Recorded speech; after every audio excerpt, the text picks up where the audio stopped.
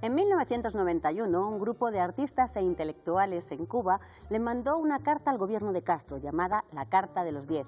Entre los firmantes se encontraba Manuel Díaz Martínez, periodista y poeta en ese momento encargado de los informativos de Radio Enciclopedia. Meses después, Manuel Díaz recibió una invitación para salir de la isla en 48 horas. Agarró a su mujer, una maleta y dejó todo atrás, su casa en La Habana, entre lo que estaba una biblioteca de 3.000 libros, algunos dedicados por los propios autores que habían colaborado con él. Años después, en 1996, cuando ya Manuel Díaz residía en España, recibió un día un paquete muy curioso. Venía de Algeciras, de un periodista español, y reconoció un libro que se llama Antología Mayor, de Nicolás Guillén. Reconoció una dedicatoria que decía al poeta Manuel Díaz Martínez, con la admiración de su viejo amigo Nicolás Guillén. Resulta que unos amigos de este periodista habían estado de viaje en La Habana y en una biblioteca, en una librería de libros antiguos, habían encontrado este libro que le habían regalado. Él lo reconoció y se lo mandó al propio autor. Así fue como algunos libros llegaron de nuevo a las manos de Manuel Díaz, y él fantaseaba y bromeaba con esta idea de recuperar toda su biblioteca algún día gracias a estos envíos. Esta es una de tantas anécdotas que aparecen en las bibliotecas perdidas de Jesús Marchamalo, que termina así. Las dedicatorias crean una relación inseparable entre el libro y la persona a quien ha sido dedicado, una suerte de vínculo indisoluble de mutua propiedad. Esta relación inseparable es la que tenemos nosotros con ustedes sábado con sábado. Por eso, la dichosa palabra siempre estará dedicada a ustedes. Bienvenidos.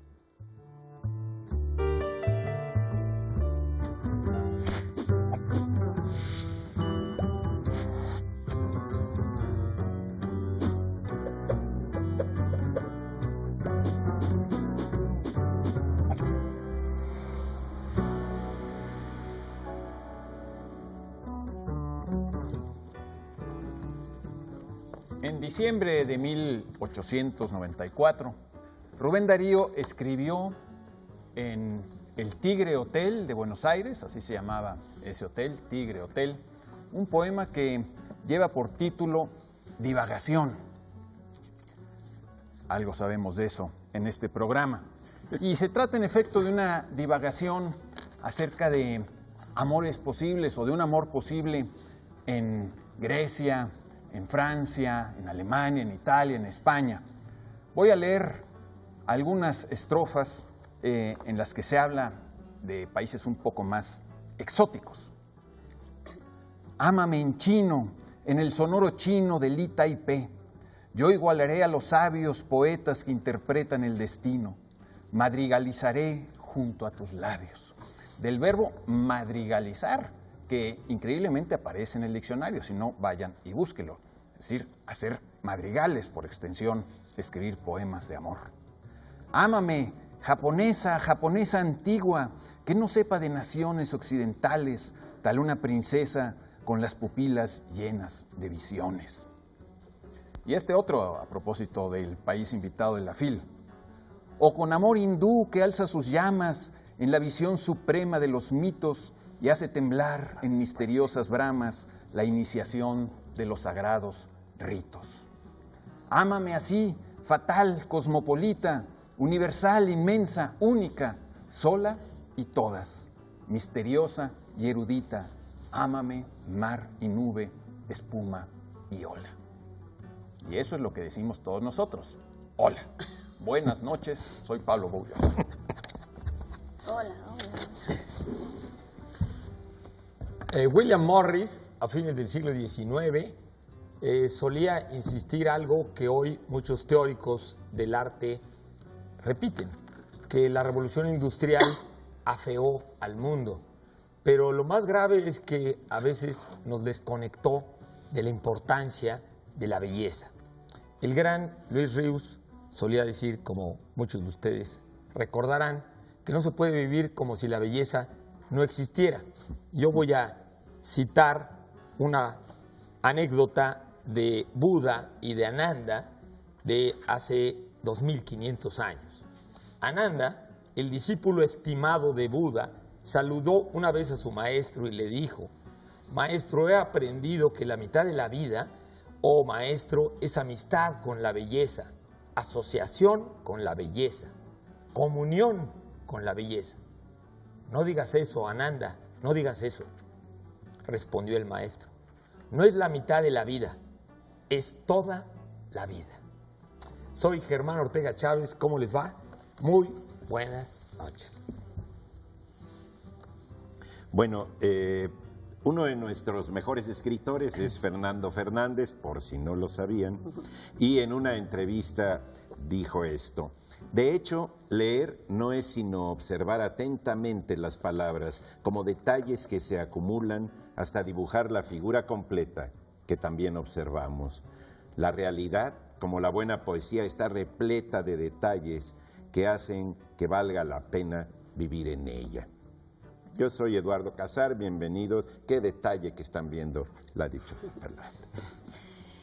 Pues así es, nuestro primer programa de diciembre, faltan 24 días para que se acabe el año, y si ustedes ya tenían en marcha sus propósitos de año nuevo, apúrenle porque se van a acabar. Por eso nuestra pregunta de hoy ya tiene que ver con 2020. ¿Qué lecturas o qué acciones relacionadas con la lectura planean para el próximo año? Les faltan unos días, así que todavía pueden planear, pero aquí ya han empezado a llegar algunas respuestas desde hace unas horas. Bueno, pues Marbella Matías nos dice: quiero proponer un taller de lectura en la escuela de mi hijo y otra en mi colonia. Pero Alfonso San Vicente dice algo más importante: simplemente ponernos a leer. Pues Margarita dice que lo que quiere es visitar por vez primera la FIL de Guadalajara. Esperemos que todavía exista el año que entra.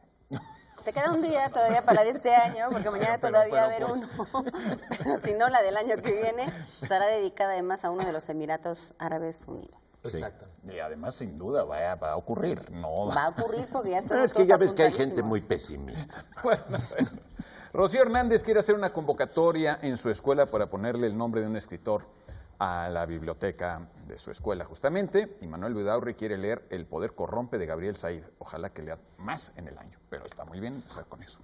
Fíjate, Maru Cabrera dice hacer un diario literario. Si Maru nos puedes decir un poquito más acerca de cómo lo planeas hacer, aquí lo compartiremos porque nos encanta tu idea.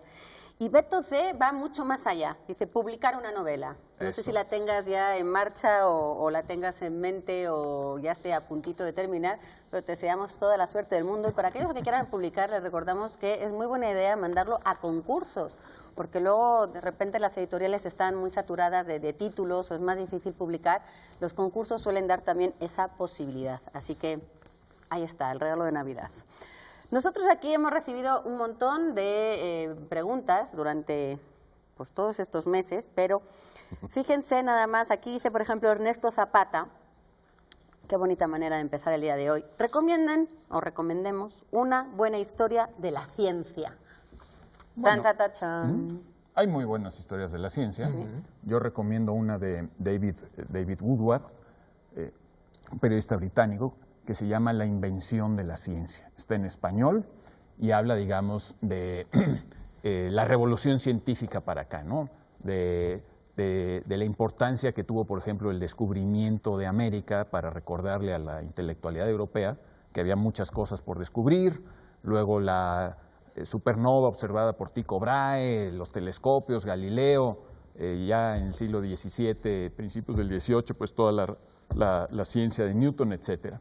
Es, digamos, como una muy buena historia de todo eso. Pero creo que también es interesante, digamos, ampliando un poquito el mismo concepto de lo que es la ciencia, que es tantísimas cosas, leer historias de lo que ocurre antes. Hay una de Steven Weinberg, Premio Nobel de Física, que escribe justamente todo lo que ocurre antes de la revolución científica, como para explicar por qué pudimos llegar, o por qué pudieron llegar a, pues se pudo llegar a eso. Creo que en ese sentido hay varios científicos que también, cuando escriben sus libros en sus temas, se dan cuenta de que no todo es, digamos, una exposición lógica, sino que hay una historia detrás de esos descubrimientos, de cómo se ha llegado a eso, y que esa historia no es una historia siempre lógica, deductiva, sino es una historia humana, de esfuerzos humanos, de accidentes, de casualidades, de intereses opuestos, de contradicciones, incluso de retrasos, ¿no? Muchas veces se habla, por ejemplo, pues cómo los antiguos filósofos presocráticos o al comienzo de la filosofía en Grecia hubo esta gran revolución jónica, la primera revolución jónica, que es la de los filósofos presocráticos que se preguntaban de qué están hechas las cosas. Era una pregunta científica. ¿Cuál es el origen de las cosas y de qué están hechas, ¿no? Lo malo es que es una revolución que muchas veces se dice fallida, en el sentido de que no condujo realmente en ese momento a nada, porque llegó como demasiado temprano eso. Las preguntas eran muy importantes, pero no había cómo responderlas. Porque la estructura social y económica y política no permitió digamos, esa conexión, yo creo que eso es cierto en cuanto a la tecnología, pero la pregunta científica estrictamente de cuál es el origen de todo, pues era muy temprano para hacérsela, más que socialmente existiera, no había los avances técnicos. Ahora sí que efectivamente no hubo un gran avance tecnológico en Grecia y Roma, pues en parte por la esclavitud y la estructura social y todas esas cosas, que no había el incentivo para ser mucho más productivos, porque pues lo que le hacía a la gente era tener más esclavos y esos producían para ti, no tener más inventos, ¿no? En ese sentido sí es cierto que las estructuras sociales fueron muy importantes. Pero digamos, hay libros muy interesantes sobre cómo surge todo esto, y a mí me gusta mucho recomendar, para volver a la pregunta que nos hacen, uno que se llama Los Descubridores, de Boorstin. Daniel Boorstin fue el bibliotecario de la Biblioteca del Congreso, la biblioteca más importante. Tiene como 30 años ese libro. Sí. Pero sigue siendo buenísimo. Y tiene, en realidad son 3 libros de él muy buenos.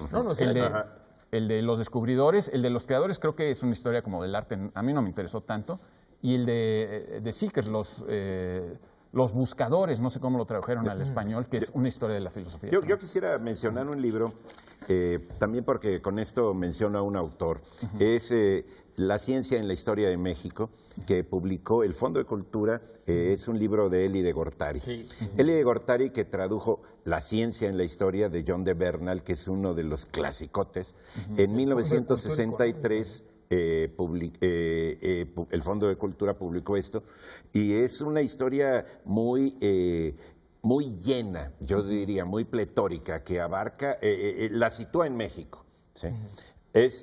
Abarca la cuestión histórica, obviamente universal, pero la perfila a partir de los pueblos originarios y todo el asunto hasta la universidad. Es decir, al ser publicada en el 63, bueno, no es tan actualizada como estas que tú mencionas, y tampoco tiene toda esta nueva cosa que tiene la divulgación científica, que es una mayor ligereza, ¿sí? Es como una computadora más amable, ¿sí?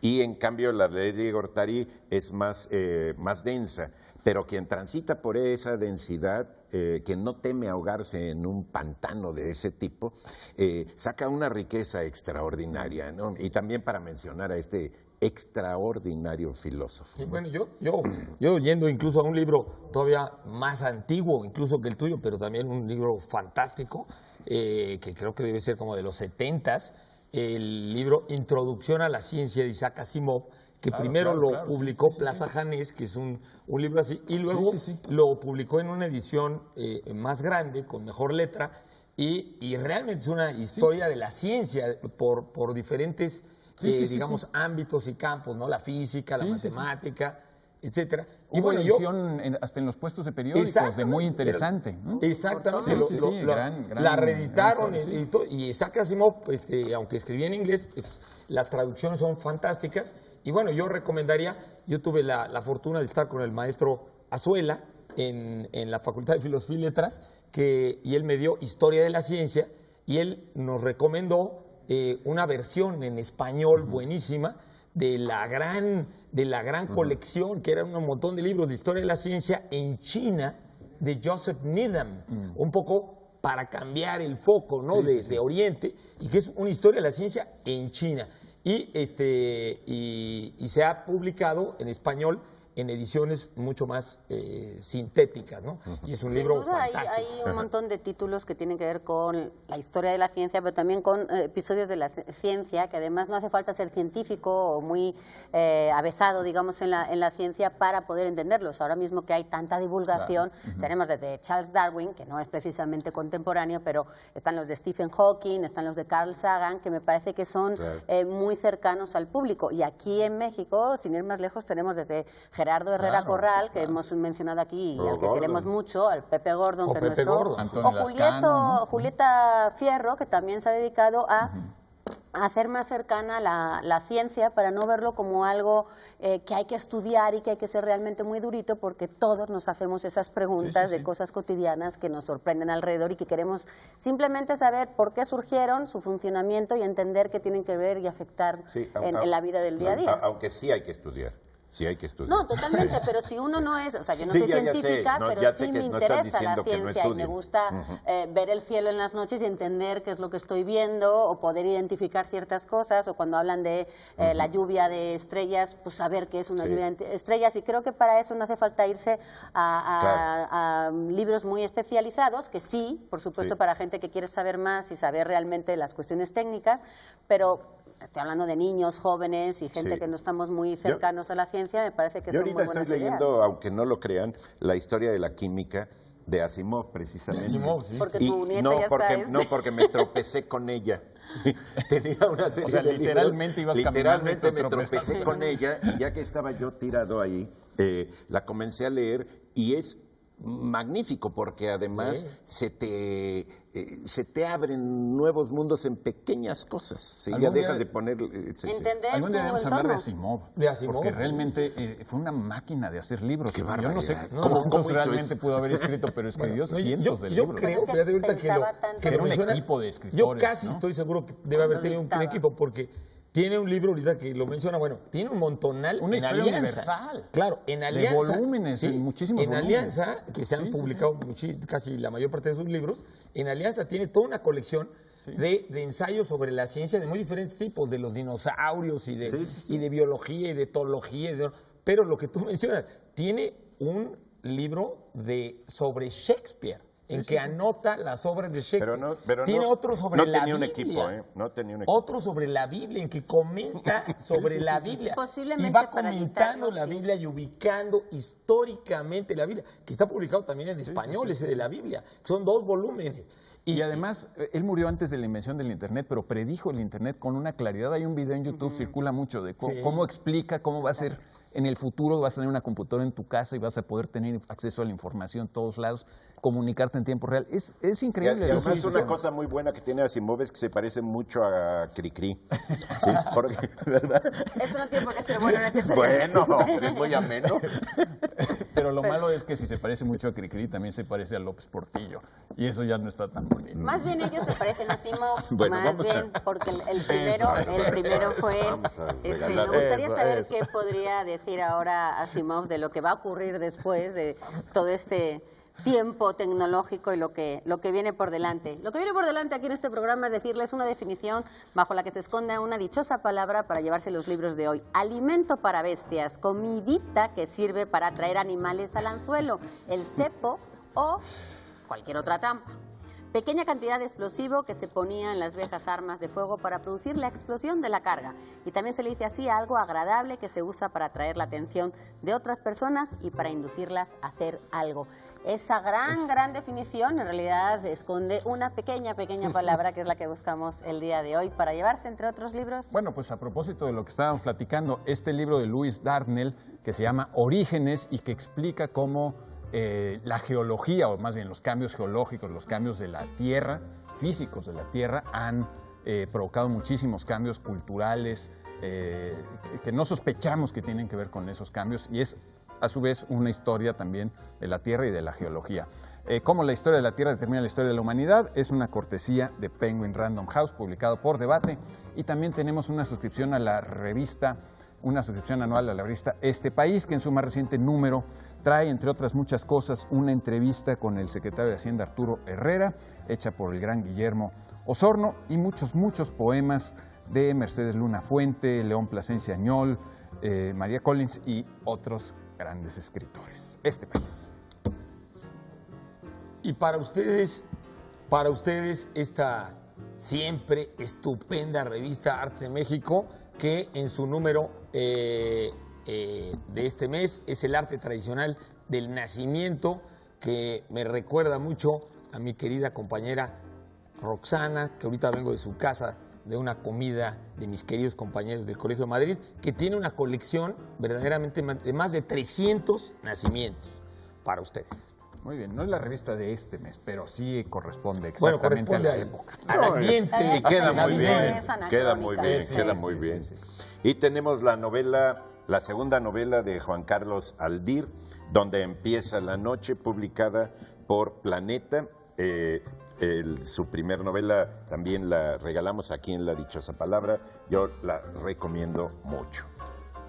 Pues ahí tienen, ya saben que pueden comunicarse con nosotros a través de todas las vías que tenemos abiertas, incluido el teléfono que sigue funcionando, el correo electrónico y por supuesto las redes sociales, Twitter y Facebook. Gracias a todos los que nos siguen también por internet. Antes hablábamos de la FIL y precisamente mañana La Dichosa Palabra tiene un especial a las 10 de la noche, mañana domingo 8, para aquellos que estén viendo esto en vivo, mañana domingo 8, un programa especial con los dichosos desde la FIL, así que no se lo vayan a perder. Nosotros ponemos pausa y volvemos enseguida.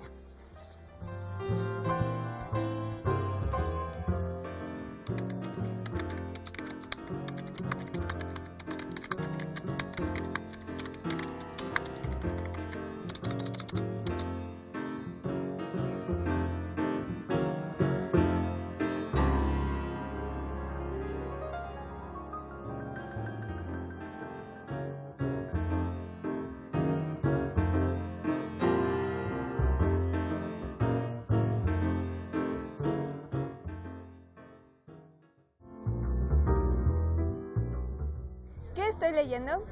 El arte de decir no, de Chris Voss. Yo leo mi libro favorito, que es Los cazadores de microbios, del doctor Paul de Kruif. Principito de Saint-Exupéry. Pues ahorita estoy leyendo un libro que se llama Un pacto con el diablo. Es un chico que se entrenó siendo negociador para rescatar rehenes, pero te da como pura una serie de herramientas para la vida diaria. Lo estoy leyendo porque es mi libro favorito. Y esto trata de las drogas y de cómo un chavo muere. Se supone que tienes un pacto con el diablo cuando te drogas. Digamos que baja al nivel humano a todos los grandes investigadores que vieron cuestiones de las vacunas y los microbios, y me parece una excelente lectura para niños y para grandes.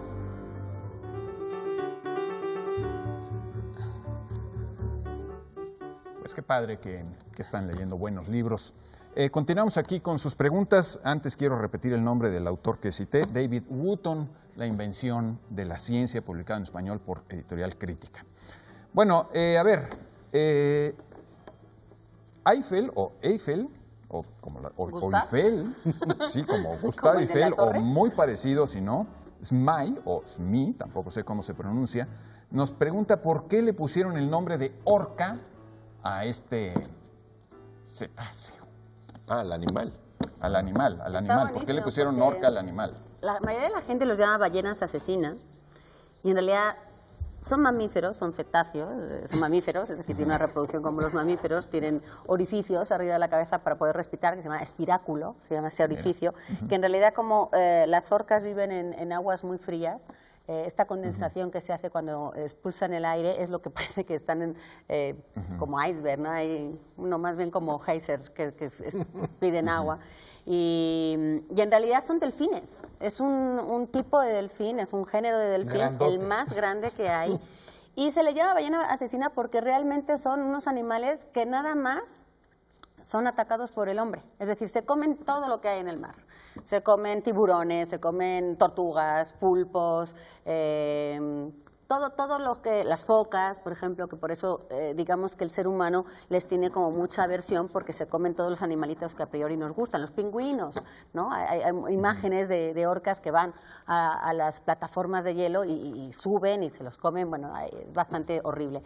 Pero hay orcas buenas y orcas malas, digamos que aunque sí asesinan, no es que asesinen, es que ellas comen eso, ¿no? Es como si nosotros somos más asesinos, que pues matamos más animales para poder comer, pero digamos que son muy característicos porque además estéticamente son bonitos. Es este animal que es como un delfín negro con sus partes blancas y a priori era un animal que causaba miedo por eso, porque se comía todo lo que había en el mar. Bueno, porque es gigantesco, o sea... Es muy grande, evidentemente sí, o sea, no sé grande. cuántos son los mayores que hay, especímenes, pero deben ser enormes. Y realmente, como son migrantes, nunca se les ve bien dónde están. Hay muchos datos de ellos que se desconocen. Ni siquiera hay un censo de cuántas orcas puede haber en el mundo porque se mueven y no están, no es como el resto de las especies que de alguna manera sí se puede saber si están en peligro de extinción o no. Pero se les asocia mucho con... Bueno, el término orca viene de Orcus, que en la mitología romana era el dios del inframundo, ¿no? Que es El orco, que de hecho, el Señor de los Anillos, los orcos son los antagonistas. Entonces, los orcos siempre en un montón de películas y de libros siempre han sido los monstruos, los malos, ¿no? De la película. Bueno, pues las orcas de alguna manera son los malos del mar y por eso se les llama así. Ahora, la parte de ballena asesina en realidad es una mala traducción que se le hizo, porque es un nombre que se puso en español primero y se le llamaba asesina ballenas. O sea, eran asesinos de ballenas, asesina ballenas. ¿Es que y se en comen inglés, otras ballenas? se comen ballenas. Sí, las golpean a las otras ballenas Sí, y sí. a veces les rompen los intestinos y algo. Un banquete. Las atacan. Y de alguna forma en inglés se tradujo por killer whales, que no es exactamente asesina ballenas, y entonces de ahí nosotros lo volvimos a traducir como ballena asesina, no como asesina ballenas, que si se fijan es un matiz que cambia totalmente el sentido. Claro, el asesina para ballenas que vean o la que el ballena orden de los asesina. factores sí altera, Sí altera el producto en muchos casos y ustedes pensarán, ¿cuáles son entonces las orcas buenas? Bueno, Liberada a Willy, que es esta película donde que está basada en una... En México era Liberen. Liberen a perdón. Claro. Pero está bien. Liberen. Liberada Willy está Ustedes ya gracioso. saben a quién era Willy. Y está basado en una historia real de una orca que había sido herida en Islandia, se la traen hasta Oregón para curarla y luego la liberan otra vez para que vuelva a su hábitat. Bueno, digamos que ahí las que están en cautiverio ni siquiera pueden hacer daño porque las tienen en cautiverio. Y hay muchos zoológicos y acuarios donde hay orcas, ¿no? Y los niños pueden verla, saltar y hacer sus cosas. Y esa es un poco la orca que nosotros decimos, ay, qué linda, qué buena. Pues sí, porque está en cautiverio, está totalmente amansada. Pero las orcas que viven en el mar no es que sean ni malas ni buenas, es que comen todo tipo de animales que se encuentran y por lo tanto son, ahora sí que el animal grande que come a todos los que están por debajo de él. Entonces, Se dice que están arriba en la cadena trófica. Trófica significa, bueno, alimentaria, ¿no? Nutrición. Y en Entonces, la- pues, los que están arriba se comen a todos los de abajo. Todos. Y los de abajo son comidos por los de arriba y comen a los de abajo. Nosotros y así. somos los ahora, que estamos como hasta como Sí, son somos así. delfines, Somos- sí, nosotros somos los peores. Pero hay orcas que han matado humanos, ¿no? Ah, ¿cómo no? En las Según playas. yo, no hay tanto, No, sí. no, Bueno, según Pero sí ha yo- habido ataques en la playa. Yo he No, visto videos. pero sobre todo de las orcas. Ya no hacen shows de orcas en SeaWorld y esos lugares. Sí, tengo bueno, entendido, en ¿no? Veracruz sí, Fuerte. sí hay. Pero es que ya han matado a entrenadores y eso más de una vez. Pero ¿por qué no les dan de comer? Yo también me No, enojaría. No bueno, les- dicen que se estresan mucho en cautiverio. Claro, ¿no? es que claro, en Bueno. cautiverio todos. Sí, y que Pero se como vuelven son más delfines, peligrosos son todavía. muy rápidos nadando. O sea, es un mamífero que a pesar de su tamaño tiene una velocidad muy grande y por eso también es muy escurridizo y se va. Algunos llegan a viven más las hembras que los machos, viven Siempre entre viven más las 60, hembras. Nosotros. como entre 60 y 80 años tienen de vida y normalmente tienen una cría nada más en su vida y tienen un periodo de gestación bastante más largo que el de los seres humanos, No, tienen pero que tener más de una cría. Si tuvieran solo una cría, se extinguiría. Sí, yo creo que, Bueno, deben es ser que muy son lentos, muchos. ¿no? Deben ser Pues muy sí. lentos. Y orca, la palabra es latina. Viene del Orca. latín Orcus y Orcus. viene de este dios mitológico del inframundo que se le compara con Hades, con Ya. Plutón. Pero es ¿Y de también dónde el habrá venido espacio del orca inframundo. con H? Que esa también mata gente, ¿no? No, bueno, No, sí, yo no- yo no le- orca. Bueno, la orca. Esa no creo que tenga que ver No, con... tiene que Ahora, ver no con la tiene nada que orca. ver. también pasa que, fíjate, Orcus en realidad también se le llamaba así a una especie como de vasija, de tinajo, y entonces se le llamaba así también a estos recipientes que contenían agua, aceite y diversos líquidos, sobre todo pesados. Y en la primera edición del Diccionario de la Lengua, que data del siglo XVIII, aparece... La única excepción que aparece de orca es como esta ballena vasija. asesina, este Ah. monstruo marino, así lo llaman. y nunca aparece la acepción de tinajo, ¿no? Que era más usado que la horca, porque la gente no escribiera horcas en su vida. Es que ahí en la mitología griega y en la mitología germánica y en la mitología latina, Etrusca sobre todo, ¿no? hay O sea, hay una confusión a veces entre que el inframundo, o sea, el lugar del inframundo también se llamaba Hades, ¿no? Y igual el inframundo se llamaba Orco para los romanos, porque igual el contenedor era una divinidad femenina y era como su útero. Entonces la divinidad de los muertos era una diosa, pero a la vez era el contenedor. Entonces Helle, ¿no? La diosa Helle griega, era tanto el contenedor, o sea, el lugar donde ibas, como la diosa misma de los muertos, ¿no? El dios de los infiernos. Claro, la divinidad de los infiernos. Exacto. Contenedor de pescado. Si ustedes ven una horca en el mar, salgan corriendo.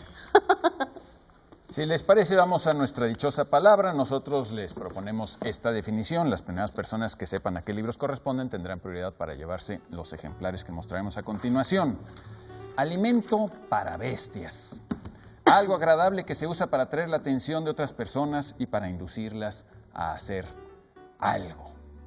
Comidita para animales. Bien, para ustedes, de Alejandro Frank, de música cósmica, amor y complejidad, la ciencia como una manera de ver al mundo. Son opúsculos editados por el Colegio Nacional para ustedes. Y de José Antonio de la Peña, sobre el crecimiento de las redes sociales, el número de Dunbar y la ley de Zip, también de estos opúsculos del Colegio Nacional. Y tenemos un libro sobre esta gran escritora María Luisa Puga y el espacio de la reconstrucción, una edición de ensayos de Patricia Tobar, Amanda Petersen y Alejandro Puga. Esto es de la UAM. Y la Carcefrería El Péndulo nos regala en esta ocasión un fantástico libro que fue nombrado uno de los 10 mejores de ficción en el 2018 por el New York Times, de Samantha Schweblin, desde Argentina, Kentucky. Yo no sé si ustedes, para los millennials no nos van a entender, pero para los de mi generación, no sé si se acuerdan de ese Tamagotchi del Furby, que era como un aparatito que tenías que alimentar y que tenías que cuidar y que te hacía compañía. Bueno, por los Kentuckys, en realidad es una especie de mezcla de esos dos, porque son unos dispositivos que tienen un control remoto para poder dominar a alguien que esté a distancia. Eso es más o menos la premisa de este libro, que habla un poquito de la relación que tenemos los seres humanos con la tecnología actualmente y esa necesidad de voyerismo y esa necesidad de compañía que tenemos gracias y por culpa de la tecnología. Y bueno, es un libro de ficción buenísimo. Samantha Schweblin, que aquí hemos regalado muchos libros de ellas como Distancia, Rescate o etcétera. Bueno, este viene de Random House y es fantástico, así que para las Navidades. Bien, en un lugar de la mancha urbana del que quiero acordarme, llamado Bucardón.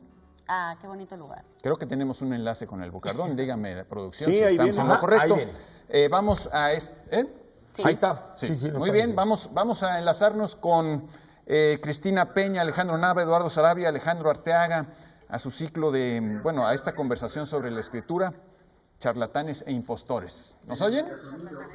Ahí está. Hola. Hola, hola. Pero ya puedo verlo tratar bajo el ritmo, en el líquido biótico, en la noche artificial del autor. El caballo que soy y el que mi padre fue, No oigo yo nada. ahora ganó pan dentro de su pecho. Es que ¿Qué caballo nos nace de los hombros? no importa, no te escuchamos bien, pero bueno, están leyendo ya en el Bucardón. Qué bonito se ve, fíjate. Ahí están, mira, con sus Con las camisetas. playeras Hola. hola. La imagen sí habla, mira. Hay que decir que en Bucardón se hacen muchos clubes de lectura, se hacen Ahí muchas está. reuniones y presentaciones, no solamente de libros, de revistas. Y bueno, este ciclo que hay sobre charlatanes e impostores, así se llama, en Bucardón, donde ustedes pueden ir a tomar un buen café, hacer una buena fiesta, echarse un bailongo y también leer.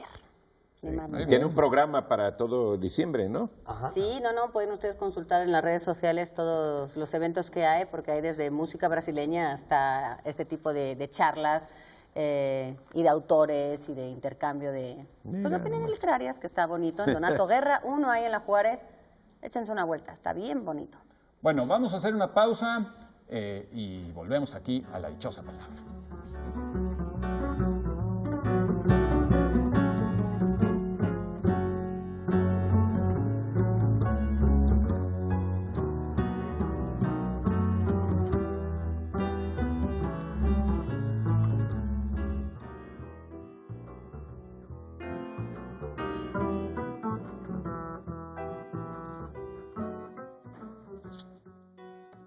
Seguimos aquí en la dichosa palabra y nos pregunta alguien que firma como antes de que naciera nadie le conocía. Nos pregunta que si podíamos hablar de esa tremenda obra, el Aleph o el Aleph de Jorge Luis Borges. A mí me parece que es un gran cuento, el puro Aleph. Hay un libro que se llama El Aleph, de Borges, que tiene otros cuentos, fue aumentando algunos incluso en posteriores ediciones, pero hay un cuento específico que se llama El Aleph. El Aleph, para decirlo, para llegar a mi conclusión, antes de que puedan no llegar, es un punto, una esferita, donde se ve todo, el pasado, el presente, el futuro, en todos los lugares de todo el universo. ¿Sí? Es un punto de mira para ver el universo. Para mí, en mi interpretación simbólica del asunto, se trata precisamente de la literatura. Es decir, hay un momento en el que el personaje ve el Aleph, está ahí en una casa, no les cuento todo el cuento porque para eso es la lectura y hay que leerlo, ¿sí? Y ve en una esferita y dice, y entonces vi una tarde en Querétaro, un lugar en tal, una cuestión en Praga, unas cartas íntimas de la que estaba enamorado, y hace una enumeración tan buena, tan bien hecha, tan bien escogida, creando cuestiones equidistantes, abarcando los distintos sentidos, tocando aspectos emocionales, sentimentales, sensibles e intelectuales también, que esa página hace que el lector sienta que está viendo todo el universo. Es decir, esa simultaneidad se logra en la impresión de lectura.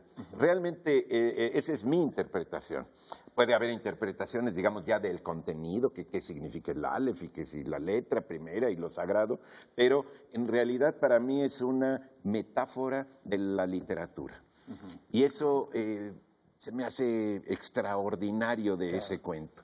Curiosamente fue el primer cuento que nos dio Héctor Valdés a leer, del primer libro, cuando entramos a estudiar letras en los 70s, y realmente para mí quedó como una especie de ancla ese sentido del Aleph, ¿no?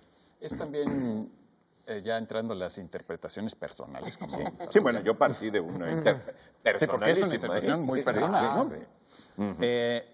Y yo creo que también es de alguna forma una, pues no sé, una parábola de nuestro tiempo, en el sentido de que el que realmente tiene la posesión del Aleph es este sujeto Carlos Argentino Daneri. Su nombre muchas veces equiparado con el de Dante, porque la mujer la mujer se llama Beatriz, y también Borges quiere a Beatriz, pero es el otro el que se acuesta con ella, todo el rollo. Pero este sujeto tiene el Aleph y solo le sirve para hacer malos versos. Eso es increíble. Vaya, pobre. Pacheco, yo tuve la oportunidad de acudir a un ciclo de conferencias que dio en el Colegio Nacional hace muchos años, y era increíble Pacheco, toda la semana hablando o varios días, no me acuerdo si eran días seguidos o no, pero eran varias sesiones de Pacheco hablando sobre Borges. De hecho, lo hicieron ya el libro, transcribieron parte de esas conferencias, está publicado por ERA. Y todo, digamos, para mí ya me estoy yendo del No, quiero empezar como tú con mi Pero interpretación personal. Mi interpretación personal es que es una parábola porque hoy justamente nos pasa eso. Hoy tenemos acceso como nunca a todo lo que querramos. Y sin embargo eso nos sirve para hacer como malos Daniel. versos, digamos. O sea, Para hacer malos versos. vivimos la era del desperdicio. Tenemos todas las oportunidades. Hoy el Internet es casi como el Aleph. Sí, es como y el no Aleph. lo usa, y en lugar de aprovecharlo para hacer algo increíble, estamos desperdiciándonos. Y para mí esa es mi interpretación personal. Es Yo muy buena. creo que Borges Me no gusta. la hubiera visto No la así hubiera jamás. visto, sí, sí. Pero el propio Borges muchas veces llegaban con No él lo y le hubiera decían... visto, no te burles de Borges. No, Es que llegaban con Borges y le decían, Por la oiga, época, sí. el personaje baja las escaleras, el Aleph está abajo, entonces Dante va al infierno, es como Dante bajando los... Y Borges se quedaba dicho y decía, bueno, pues yo nunca lo pensé así, pero pues está bien, vean lo que quedan. Es un cuento infinito, o sea, realmente hay muchísimas interpretaciones. Y Pacheco decía que era un cuento particularmente extraño porque era al mismo tiempo parodia y poesía. Sí. Y tiene eso, realmente es una parodia, que por cierto Harold Bloom llega a decir que los malos versos de Daneri, Harold Bloom repite un chisme, yo creo que porque a lo mejor no leía bien en español, de que es una parodia del canto general del Pablo Neruda. No, eso es. En realidad es una parodia, según Pacheco también, y según otros estudiosos, es una parodia de versos de Lugones. Borges tenía con Lugones toda una relación rarísima, como un Edipo no resuelto, Conflictiva, casi de una Tenía Lugones, una ¿no? ansiedad de influencia. De un amor-odio ahí tenía un amor-odio filial, ¿no? Lugones lo ayudó mucho. Y es una parodia de Lugones. Sí, sí, hay una cosita que, perdón, que No. del corchetazo. Los cuentos que Borges escribió con Bioy Casares de humor, de chiste, ¿sí? Con el Son, seudónimo de Bustos Domecq casi todos. los cuentos de H. Bustos Domecq son las semillas de muchos de sus cuentos ya en serio, ya metafísicos. Y este cuento, el del Aleph, y eso, si dijo eso Pacheco, le voy a dar la razón, ¿verdad? Realmente es un cuento que tiene mucho sentido del humor, mucha burla. Sí. Es un cuento de risa. Sí. Muchos se lo toman a lo esotérico, pero está trabado con esa andamiaje, ¿no? Es que Sí, Borges, eso es parodia. Como en la revista del Hogar, que hacía una bola de artículos que escribió, y algunos eran justamente artículos pues muy ligeros, ¿no? Muy ligeros, y que luego el mismo Borges desarrolló, y viene esta cosa de que Borges de cualquier manera le interesaba esto de la cábala, ¿no? Siempre le interesó la cábala, y el mismo nombre del Aleph, que es la primera letra del No, alfabeto. pero en argentino no es la cábala, es acabala. Acabala, che. La cábala. Y la cábala, la mística judía, sí le interesaba mucho por esta cuestión del juego de las palabras, del juego de las letras que existe en la cábala, ¿no? El interés por la correlación entre las letras, las sílabas, los números, etcétera. Gematría cabalística. Y Borges yo creo que hace una especie de juego también como en serio y en broma para, yo creo, sorprender también a los que querían buscarle tres pies al gato a sus cuentos, ¿no? Entonces, También el Aleph, y yo creo que Borges era consciente de eso, hay números Aleph en las matemáticas que tienen que ver con el infinito. Yo no sé muy bien, habría que preguntarle a El Pillo o a alguna de las personas matemáticas que siguen el programa, pero tiene que ver con el infinito, los números Aleph. Y luego también está esta cosa de que Borges, a partir del Aleph, empieza a ser un personaje de sus propios cuentos. Ah, es buenísimo. Y eso que a nosotros nos observado, sorprende muy bien. mucho porque, digamos, en el cuento se habla de Borges y tú puedes darte cuenta que Borges, que es el escritor, sí, todo el rollo. Pero en realidad ese recurso también lo toma de Lugones. Y en ese sentido puede ser hasta una parodia de Lugones. Lugones había escrito años antes un cuento donde había un personaje secundario que se llamaba Lugones, y en el cual era muy fácil encontrar a la figura de Lugones, un cuento de pues del modernismo tardío de Lugones. Sí. Y todo eso que ahora nos parece como, wow, solo Borges se le hubiera ocurrido, ya está también en Lugones. Por cierto, es un recurso que usó también Vicente Leñero en ese libro de cuentos maravilloso, Gente Así, y más gente así, que también recomendamos mucho. Es decir, Borges inventó a Borges como personaje, y eso es buenísimo. Sí. Aunque, bueno, tenga los antecedentes que tenga o lo que sea, él lo hace de una manera disciplinada y constante. Sí. Porque Unamuno, bueno, lo hizo en Niebla. La criatura, ¿no? En Pero, Niebla, pero Borges lo formula todo el tiempo, y entonces hace que sus cuentos y sus ensayos tengan vasos comunicantes muy grandes. Uno no sabe a veces en los ensayos si está metiendo elementos de ficción, y en los cuentos, al meter a personajes reales, siempre da una sensación de realidad muy fuerte. Claro, un ¿sí? ensayo ficticio, Sí. como son ensayos ficticios. Así es. Bueno, y en el escrito Borges y yo, tan famoso, pues precisamente él llega a la culminación de este juego entre su figura y su realidad, ¿no? Bueno, la dichosa palabra del día de hoy: alimento para bestias, comidita que sirve para atraer animales al anzuelo, el cepo u otra trampa, pequeña cantidad de explosivo que se ponía en las viejas armas de fuego para producir la explosión de la carga. Algo agradable que se usa para atraer la atención de otras personas y para inducirlas a hacer algo. Para los que encuentren la palabra. Tenemos, por cortesía de Casa de las Palabras Nueva, este texto ya clásico, El malestar de la cultura, de Freud. Y del Fondo de Cultura Económica, este libro de Timothée de Fombelle, que es un francés que además de escritor, dramaturgo y fundó una compañía de teatro, pues también escribe libros para jóvenes, en este caso el libro de Perle, ilustrado por Abraham Balcázar y traducido, porque siempre nos gusta aquí mencionar a los traductores, por José Luis Rivas. Para todos aquellos que estén a punto de comenzar estas vacaciones de Navidad y quieran disfrutar esos días de asueto leyendo, bueno, pues para los más jóvenes tenemos este libro de príncipes y hermanos, en fin, ficción. Y tenemos esta edición de reedición obviamente de un incunable español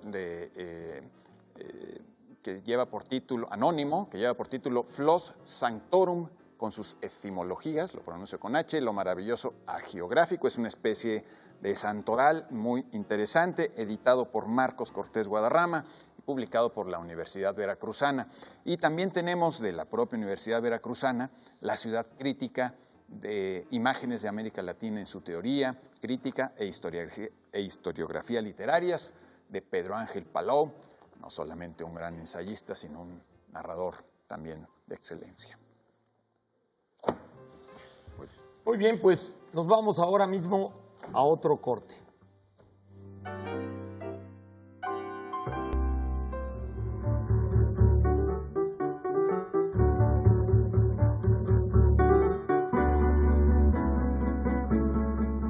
La patena es un plato de metal en el que se pone la hostia para la presentación eucarística.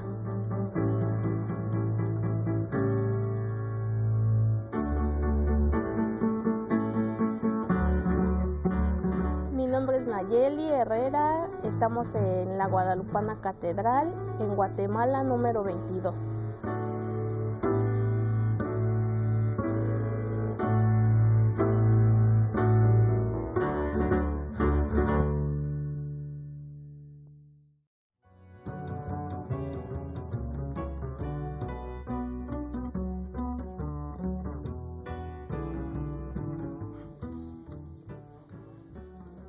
Bueno, pues enos aquí, como dirán los Reyes Magos en su momento, por el heno, en el último tramo de esta dichosa palabra, y vamos a comentar y recomendar literatura de género distópico.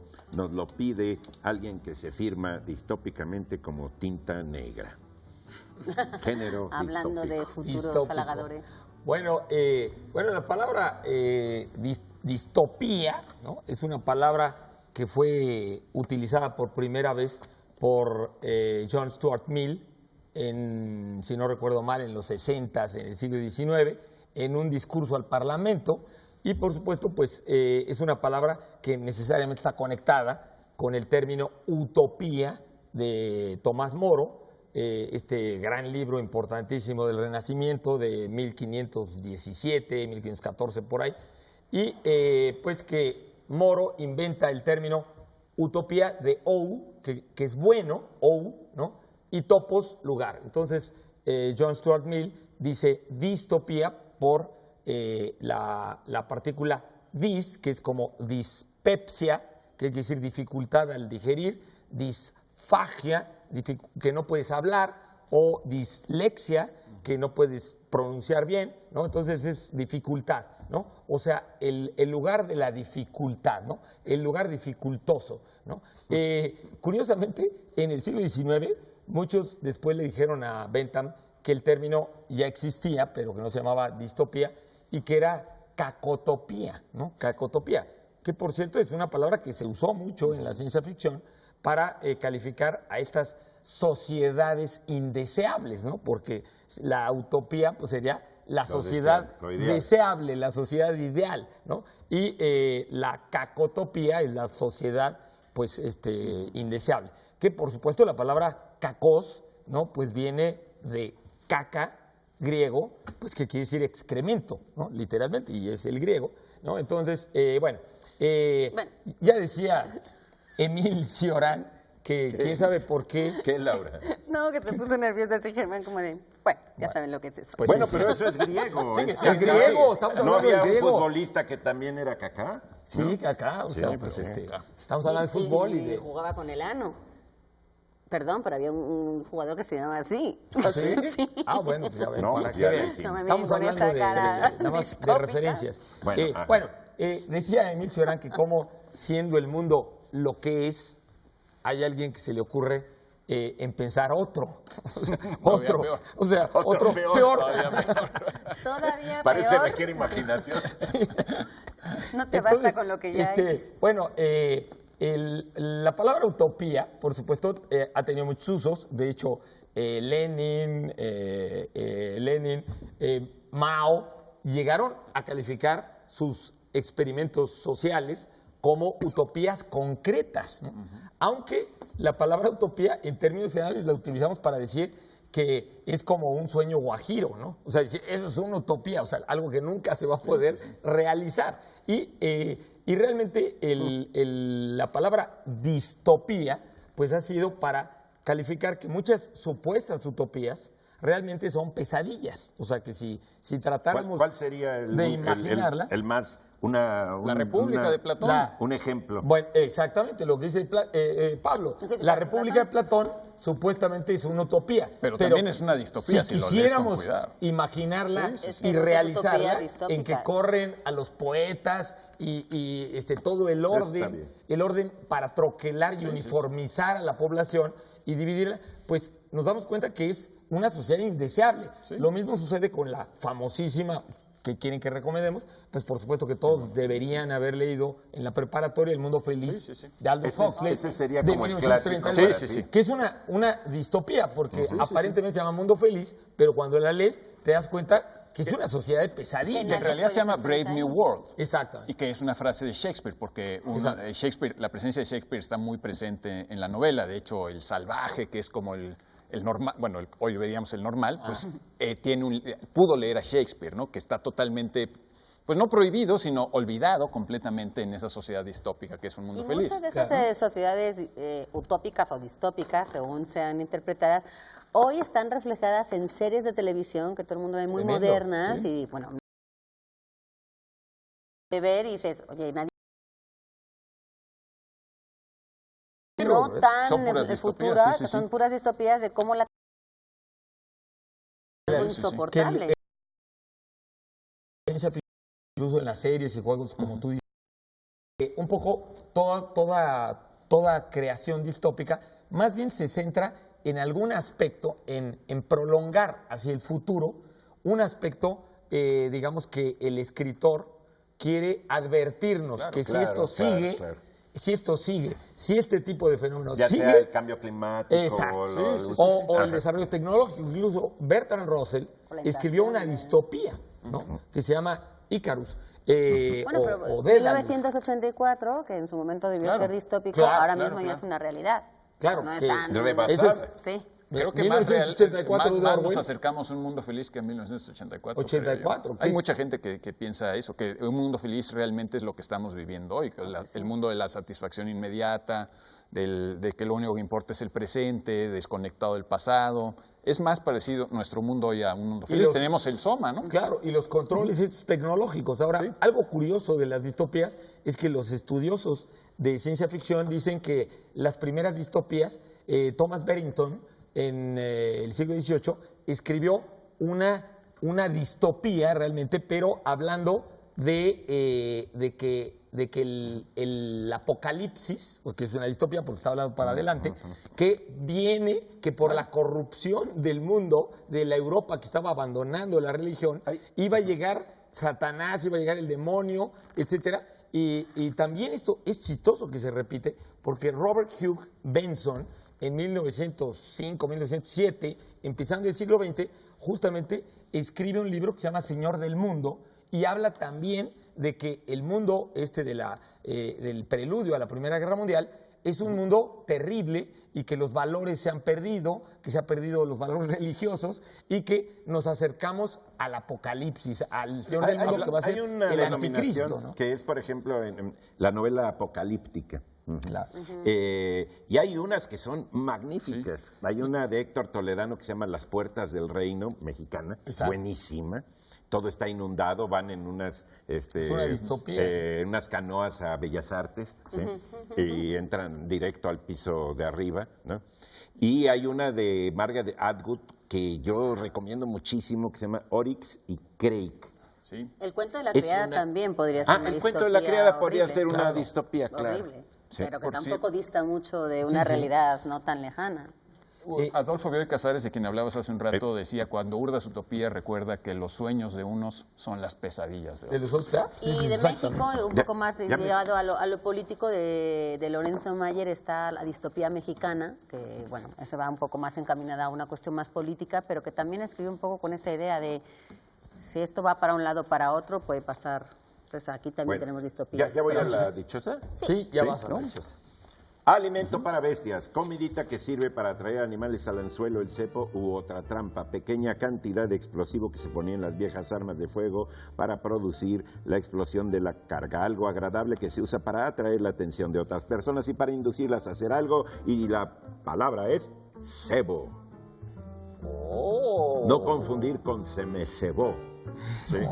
Es cebo a secas. Es curioso, cebar, ese uso que le damos en se me cebó, no está en el diccionario. No. Incluso el de cebar, cuando cebas a un conejito para comértelo. Ese sí está en el diccionario. Cebar sí, pero de se me cebó pues significa falló, bueno, ¿no? Pues ganaron Marta Delgado, Armando Arellano, Gabriela Rivera, Erandi Correa y nosotros perdemos ahora su atención, pero esperamos vivir en su recuerdo durante unas cuantas repeticiones. Queda un programa más, hay que decir que ya el próximo sábado nos despedimos, ahora sí. Así que ahora sí, todavía nos queda uno. La última y nos vamos. La última tiene sabor como aquí. Bueno, no digamos ya más. Germán Ortega, Pablo Bullosa, Laura García y yo mismo. Buena semana.